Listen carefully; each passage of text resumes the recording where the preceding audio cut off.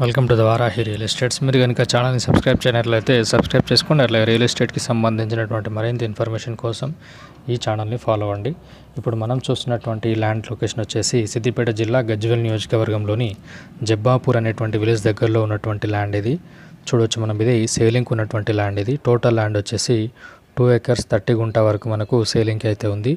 చూడవచ్చు మనం, ఇది స్క్వేర్ బిట్లో ఉన్నటువంటి ల్యాండ్. ఇది మొత్తం మనకు రెడ్ సాయిల్ ల్యాండ్ అనేది అవైలబుల్గా ఉంది. ఈ ల్యాండ్ ఉన్నటువంటి లొకేషన్ నుండి కరీంనగర్ టు హైదరాబాద్ వెళ్ళేటువంటి రాజీవ్ రహదారి 6 కిలోమీటర్ డిస్టెన్స్లో ఉంటుంది. అట్లాగే త్రిపుల్ మనకు ఇక్కడ నుంచి 1.5 కిలోమీటర్ డిస్టెన్స్లో ఉంటుంది. గజ్వేల్ వచ్చేసి 7 కిలోమీటర్ డిస్టెన్స్లో ఉంటుంది. షామీర్పేట్ ఓఆర్ఆర్ మనకు 25 కిలోమీటర్ డిస్టెన్స్లో ఉంటుంది. జేబీఎస్ వచ్చేసి 45 కిలోమీటర్ డిస్టెన్స్లో ఉంటుంది. మనము ఈ ల్యాండ్ ఉన్నటువంటి లొకేషన్ నుండి ఒక 300 మీటర్స్ వరకు మనకు ఈ కెనాల్ అనేది మనకు ఈ లేక్ వ్యూ అనేది కనిపిస్తూ ఉంటుంది.